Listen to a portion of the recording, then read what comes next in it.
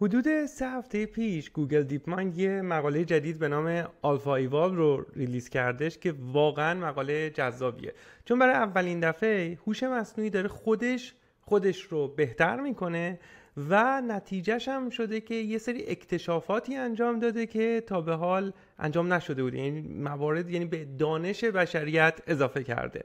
مثالایی که بخوام بگم، یه مثالیه که مثلا ضرب ماتریس 4x4 برای بیشتر از 50 سال با یه حدی اپتیمایز شده بوده و آلفا ایوال تونسته یه حد بهتر بهینه ترش رو پیدا کنه، یعنی بعد از 50 سال تونسته یه راه حل جدیدی ارائه کنه که انسان نتونسته بود بکنه، ولی در واقع هوش مصنوعی تونسته این کارو کنه.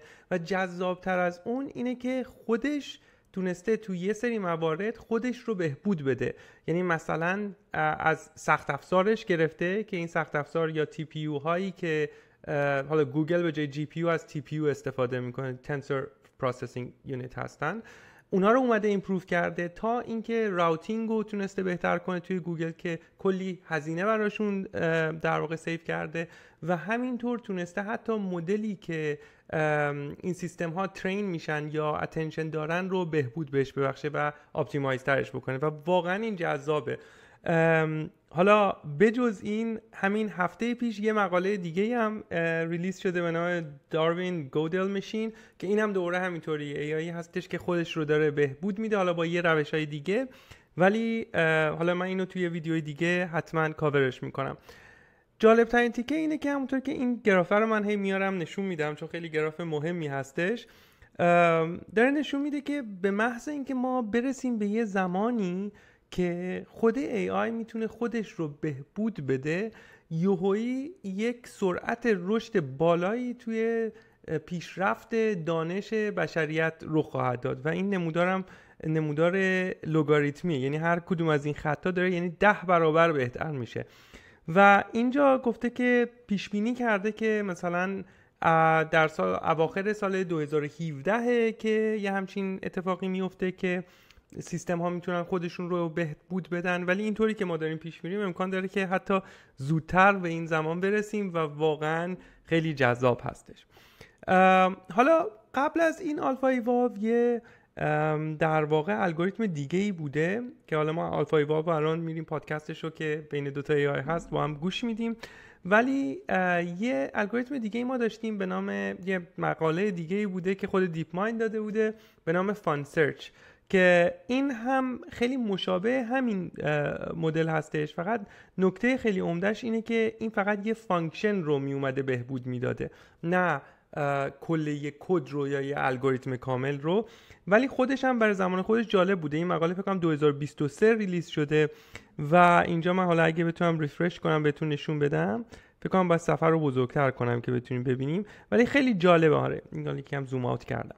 اینجا مثلا میاد از یه دونه در واقع فانکشن شروع میکنه با یه خروجی، بعد میاد هی اون رو مسیرهای مختلفی رو پیدا میکنه که بتونه اون رو بهبود بده، بعدش در نهایت میاد باز هم اونا رو بهبود میده و همینطوری یه حالت اِوولوشن داره توی این سیستم، یعنی که الگوریتم‌های برتر میمونن، الگوریتم‌هایی که برتر نیستن از بین میرن و اومده بوده و این کار انجام داده بوده، فقط اون موقع میتونسته در حد همین مثلا فانکشن این کار رو انجام بده و کلی اون موقع هم الگوریتم‌های جالبی پیدا کرده بوده. مثلا این یه الگوریتمی هستش که شما یه سری چمدون دارید، میخواین توی مثلا یه سری استوریج روم جاشون بدید، چطوری اینا رو سورت کنید. مثلا قبل از اون یه همچین مدلی بوده که بهترین مدل میتونسته پیدا کنه و اینا اومدن مثلا به جای اینکه توی چند تا توی 6 تا مثلا استوریج یونیت اینو جا بدن، توی 5 تا تونسته این الگوریتم جا بده. پس نشون میداده که این قبلا کار میکرده ولی قدرت این LLM ها به اندازه ای نبوده که بتونیم رو سیستم های بزرگتر اینو بیایم اجراش بکنیم.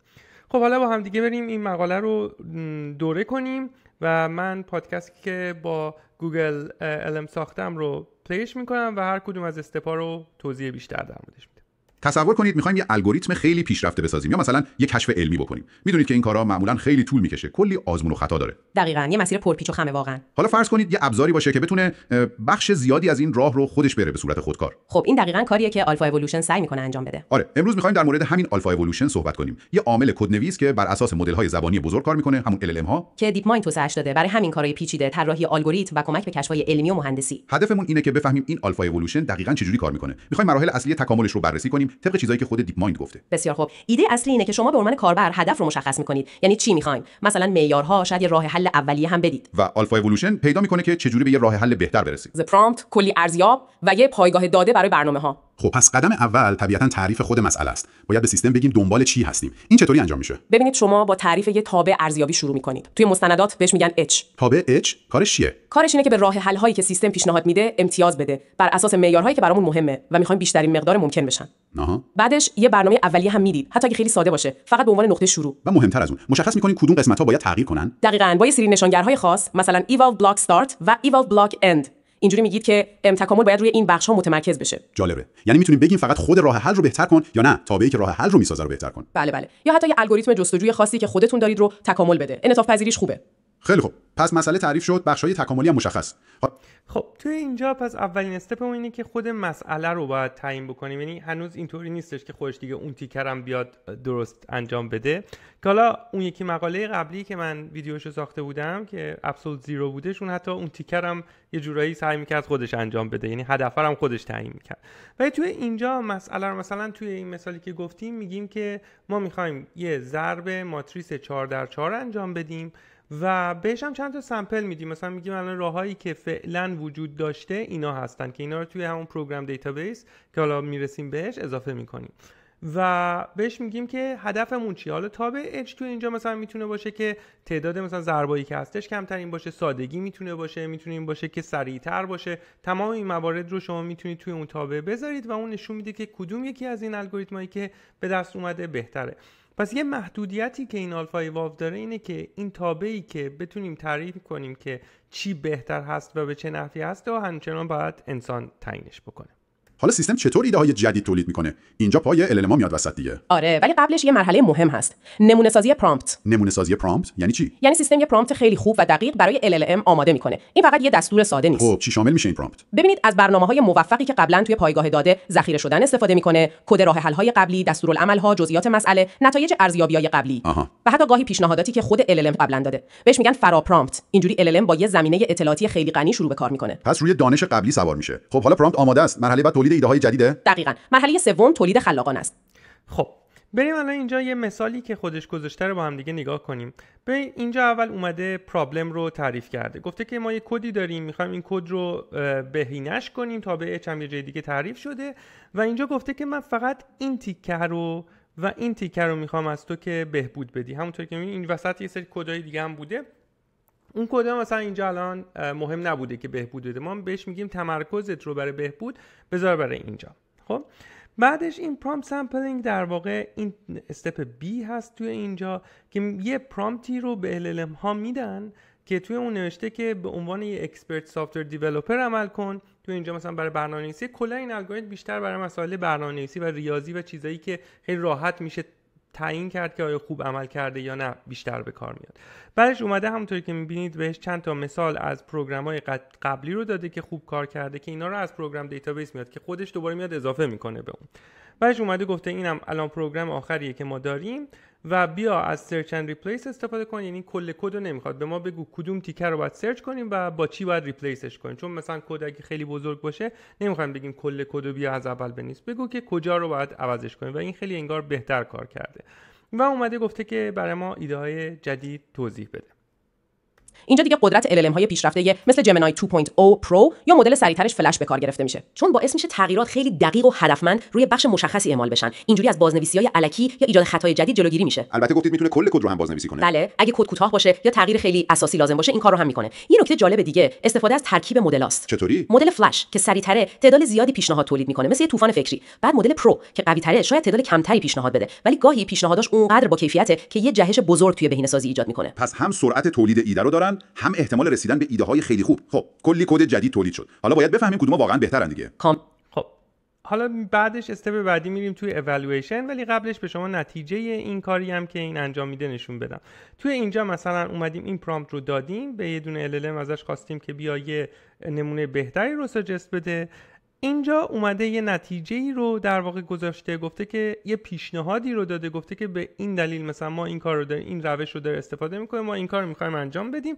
و همونطور که می‌بینید میگه که اینجا تغییری که ما می‌خوایم ایجاد کنیم اینه که این بلاک رو اینو برو براش سرچ کن و ریپلیسش کن با این و اینم سرچ کن ریپلیسش کن با این. یعنی دو تا تغییر اومده توی کد داده. مثلا اگر با گیت هاب کار کرده باشید یه جورایی مثلا همون پول ریکوستیه که به ما میده، یا مثلا با کرسر کار میکنید همون سبز و قرمزا که میان در واقع همین شکلی دارن اونا هم کار میکنن و میاد اون تغییر رو پیشنهاد میده. حالا این کد جدید رو ما میایم اپلای میکنیم این تغییرات رو روش و میخوایم حالا اِوالویتش کنیم، یعنی میخوایم بهش امتیاز دهی کنیم. کاملا درسته. میرسیم به گام چهارم، ارزیابی. با همون تابع ارزیابی اچ که اول تعریف کردیم. دقیقاً هر راه حل جدیدی که LLM ها میدن با اون تابع سنجیده میشه، ولی خب ارزیابی ممکنه طول بکشه. آره حتما راههایی برای سریعتر کردنش دارن. بله، مثلا ارزیابی آبشاری، یعنی راه حل های خیلی ضعیف رو با تست های ساده و سریع همون اول حذف میکنن. منطقیه. یا مثلا از خود LLM برای ارزیابی معیارهای کیفی مثل خوانایی کد یا سادگیش استفاده میکنن. جالبه، خود LLM هم ارزیابی میکنه. و البته برای بالا بردن سرعت ارزیابی‌ها رو به صورت موازی انجام میدن و میتونه همزمان برای چند تا معیار مختلف بهینه‌سازی کنه که این خودش میتونه به بهتر شدن یه معیار خاص هم کمک کنه، حتی اگه هدف اصلی نباشه. دقیقاً. خب ارزیابی انجام شد، راه حل‌های خوب مشخص شدن،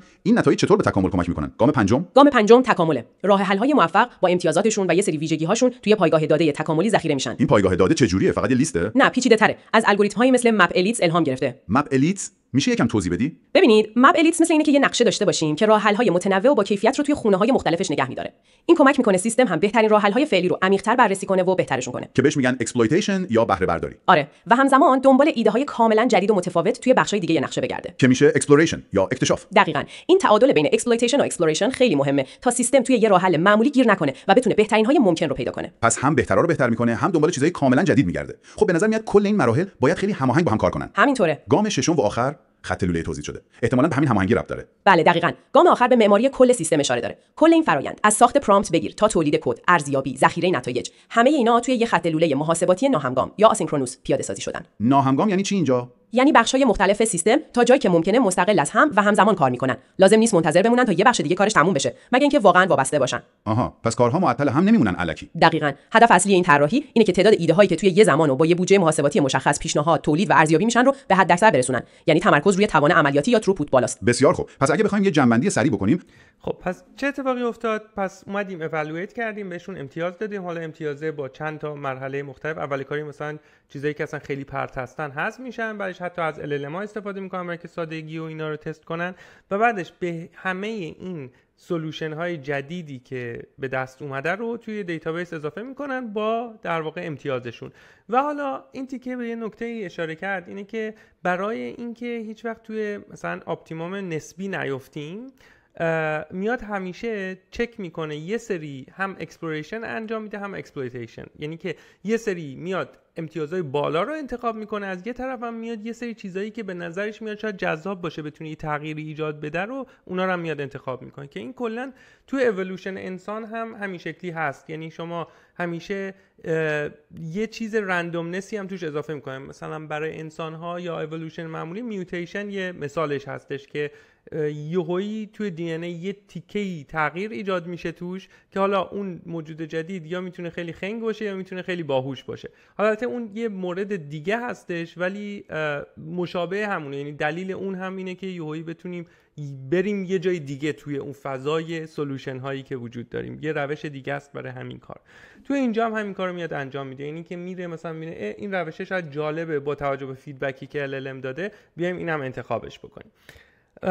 و در نهایت همه اینا رو میان تو دیتابیس میذارن و بعدش دوباره همین اتفاق تکرار میفته براش. یعنی که دوباره میایم یه سریا رو انتخاب میکنیم تو مسیرهای مختلف، اینا هم موازی دارن اجرا میشن. یعنی مثلا 10 تا متفاوت داریم با مثلا 3 تا سولوشن مختلف. این یکی داره الان میگه 3 تا این یکی میده، 3 تا اون یکی و میگه که حالا توی این بیا برای ما فلان چیز رو بهبود بهش ببخش. یعنی که همون چیزی که من اینجا نشون دادم، این کدی، این بخشی که اینجا داریم که میگه که به عنوان سافتور دیولپر باش، توی اون پرایر پروگرامز مثلا برای هر کدوم از اینا میاد یه سولوشن دیگه ای رو از دیتابیس انتخاب میکنه، چند تا سولوشن دیگر رو انتخاب میکنه، میده به این، میگه حالا الان اینم آخریه که ما داریم، حالا اینو اگه میتونی برای ما بهبود بهش ببخش. که خود این باعث میشه که بتونیم کار کنیم. ما همین الان مثلا با کرسر و اینا هم کار میکنیم. خیلی وقتا شما وقتی همینطوری بهش میگید یه کاری کنه خیلی بد انجام میده، ولی بهش 3 تا مثال بدید بعد بگید که حالا اینو انجامش بده ولی بهترش کن، خوب انجام میده. حالا شما فرض کن این رو بذاریدش توی لوپی و همینطوری انجام بشه برای حل یک مسئله خیلی خاص. آلفا اولو توی یه چرخه 6 مرحله‌ای کار میکنه. اول تعریف دقیق مسئله و تابع ارزیابی. بعد ساخت پرامپت هوشمند با استفاده از داده‌های قبلی. بعد تولید خلاقانه راه‌حل‌های جدید با استفاده از LLM ها و فرمت دیف. بعد ارزیابی کارآمد راه‌حل‌ها با روش‌های بهینه‌سازی مثل ارزیابی آبشاری و موازی‌سازی. بعد مرحله تکامل با استفاده از پایگاه داده‌ای مثل مپ الایت برای حفظ تنوع و بهبود همزمان. بعد در نهایت اجرای کل این فرآیند به صورت یک خط لوله توزیع شده و ناهمگام برای حداکثر کردن بازدهی. دقیقاً این سیستم واقعا نشون میده که هوش مصنوعی چطور میتونه فرآیند پیچیده و زمانبر کشف و بهینه‌سازی الگوریتم‌ها رو متحول کنه. یعنی ما چی می‌خوایم رو تعریف می‌کنیم و سیستم خودش چه جوری بهش برسه رو پیدا می‌کنه و این یه سوال جالب رو برای هممون باقی می‌ذاره. چه سوالی؟ خب اگه هوش مصنوعی میتونه کد رو تکامل بده و به کشف الگوریتم‌های جدید کمک کنه، قدم بعدی چی میتونه باشه؟ به نظرتون چه جنبه‌هایی از اون خلاقیت و حل مسئله‌ای که ما بهش میگیم انسانی توی فرآیند کشف علمی ممکنه در آینده با این سیستم‌ها تقویت بشه یا حتی خودکار بشه؟ سوال عمیقیه واقعا. اینکه مرز بین ابزار بودن هوش مصنوعی و شریک شدن در خلاقیت کجاست؟ دقیقاً این پرسشیه که شاید جوابش مسیر آینده نوآوری رو خیلی تحت تاثیر قرار بده. خیلی جالبه. حالا الان همینطوری داره مقالاتی میاد که دقیقاً همون استپ بعدی هستش. همین مثال مقاله‌ای که گفتم داروین گودل مثلا اومده یه روش دیگر رو استفاده کرده برای اینکه همینطور باشه. به جای اینکه مثلا بیاد خود کد رو عوض کنه، اومده خود AI میتونه آرکیتکچر و تول هایی که طراحی شده به علاوه پرامپت رو عوض کنه که واقعاً فوق العاده است. حالا اینم با هم دیگه دوره میکنیم. اگر سابسکرایب نداری چنل منو حتما سابسکرایب کنید که ما کلی از این مقاله ها رو با هم دیگه دوره میخوایم بکنیم. خب حالا بریم ببینیم نتیجه این کار چیه، چون خیلی نتایج جالبی اومده از توی این در واقع مقاله‌ای که در واقع ریلیز کردن. اولش همینی بود که گفتم که در واقع ماتریکس مولتیپلیکیشن یا ضرب ماتریسی رو اومدن در 4x4 و فقط هم نه 4x4 بعدن تونستن در ماتریس های گنده تر هم اینو بتونن بهترش بکنن و تا الان همیشه این مقاله استراتسن یعنی روشی که با در واقع استراتسن هستش این بهترین بوده و تونستن حالا یک ضرب کمتر انجام بشه توی این ضربه. شاید یک ضرب به نظر چیز خیلی خاصی نباشه، اما اولا که یک اکتشاف جدیده، دوما که برای سیستمی مثل گوگل که این همه ضرب ماتریس داره میکنه، این ضرب ها همین یه دونه ضرب هم کم کنه توی اون اسکیل فوق العاده میتونه سرعت رو زیاد کنه. مورد بعدی یک عالمه مسائل ریاضی مختلف رو بهش دادن. همونطور که میبینید 75% در واقع تونسته همون ریزالتی که الان بهترین ریزالت انسانی هستش، یعنی انسان رو پیدا کردن رو پیدا کنه. توی 20% از موارد یک روشی رو پیدا کرد که یک تیکش بهتر بوده از بهترینی که قبلا داشتیم، که اصلا واقعا این خیلی جالب هستش توی مسائل در واقع ریاضی. و حالا اینجا مثالاشو زده، شما میتونید مقالهشو دانلود کنید، من لینکش هم حتما توی همین دیسکریپشن یوتیوبمون میذارم. ولی چیزای جالب دیگه ای که انجام داده اپتیمایز کردن خود کامپیوتینگ سیستم اکوسیستم گوگل بوده. یعنی مثلا توی یکی از اینا یه سیستمی دارن برای ارکستریشن توی دیتا سنتر توی گوگل به نام بورگ که اسم حالا خیلی عجیبی هم هستش، که در واقع کاری که میکنه این راوتینگ هستش، این که بیاد مثلا هر چیزی میاد به کجا اینو ببرتش. و جالبش اینه که این تونسته این قسمت رو بهبودش بده و حالا عددی که بوده من نمیدونم ریکارس مثلا عدد رو نوشته بود، میتونید حالا توی این مقاله ببینید، عدد خیلی بزرگ نیستش، ولی نکته‌ای که هستش اینه توی اسکیلی که دوباره گوگل داره این عدد خیلی بزرگه، به خاطر اینکه معنیش اینه که کلی کامپیوترهایی که قبلا بیزی بودن به خاطر اینکه این اشتباه براشون راوت می‌کرده رو تونسته آزاد کنه و میتونه براشون، یعنی میشه میلیون ها دلار کاستشونه که میتونه کمش کنه. من فکر کنم عدد این هستش 0.7% بوده این پیشرفتی که انجام داده که به نظر شاید کم بیاد ولی برای اون اسکیل فوق العاده بزرگ هستش. مورد بعدی اینه که اومده کرنل انجینیرینگ جمینای رو بهتر کرده، یعنی از مدل جمینای استفاده کردن که خودش رو بهتر کنه. و دوباره میگم مدل جمینایی که استفاده کردن جمینای 2.0 یعنی 2.0 و 2.0 فلش هستش، یعنی جمینای قدیمی، جمینای آخری که اومده نیستش، به خاطر اینکه این مقاله اصلا یه سال پیش در واقع این کارا رو کردن و این چیزایی که الان اینجا ذکر کردن آلردی روی پروداکشن هستش، یعنی پیاده سازیش کردن روی این سیستم ها. و چه بسا اصلا جمینای 2.5 یه سری از پیشرفتاش به خاطر همین پیشرفتایی باشه که خود جمینای 2.0 در واقع اومده انجام داده که خیلی جذابه که خودش بتونه خودش رو بهتر کنه.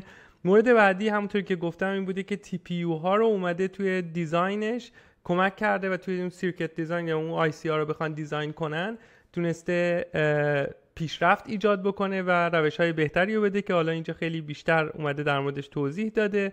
و همینطور دوباره اپتیمایز کردن کامپایلر جنریتد کد هستش که همونی که گفتم که اومده توی خود مثلا این فلش اتنشن و مدل این اتنشن رو اومده بهتر کرده. واقعا مقاله خیلی جذابیه، اگه دوست داشتید حتما برید دانلودش کنید کامل بخونید. بعد هولوش فکر کنم کلی صفحه هم فقط سایتیشنشه که به مقالات دیگه‌ای که بهشون ریفر داده سایت کرده و همین کل مورد مثلا همین میتریکس ضرب ماتریس رو اومده قشنگ کد آخرش رو و چیزی که اومده ایوالو پیدا کرده و همه مراحلش رو اینجا گذاشته که میشه ازش استفاده کرد. حالا این کلی ایده های جدید رو برای خود ما هم ایجاد میکنه که میتونیم ازش استفاده بکنیم. مخصوصا حالا اون یکی مقاله در واقع اون یکی مقاله هم که بهتون گفتم همین داروین گودل ماشین، اینم خیلی ایده های جالبی رو به آدم میده و کار خیلی پیچیده ای نیست. یعنی پیاده سازی همچین چیزی کار خیلی پیچیده ای نیستش وقتی فکر میکنید، ولی اینکه بیاین روی چه موردی امتحان کنید و چطوری اینو امتحانش کنید خیلی جذاب و جالبه. من فکر میکنم تا همینجا دیگه تمومش کنیم. واقعا خیلی زمان اکسایتینگی هستش و حتما اگر تا اینجا دیدید لایک کنید این یوتیوب ویدیو رو، خیلی کمک میکنه به پخش شدن ویدیو و اینکه بتونیم آدمای بیشتری رو از این اتفاقای جدیدی که داره میفته در واقع بهشون اطلاع رسانی کنیم. فعلا خدا نگهدار.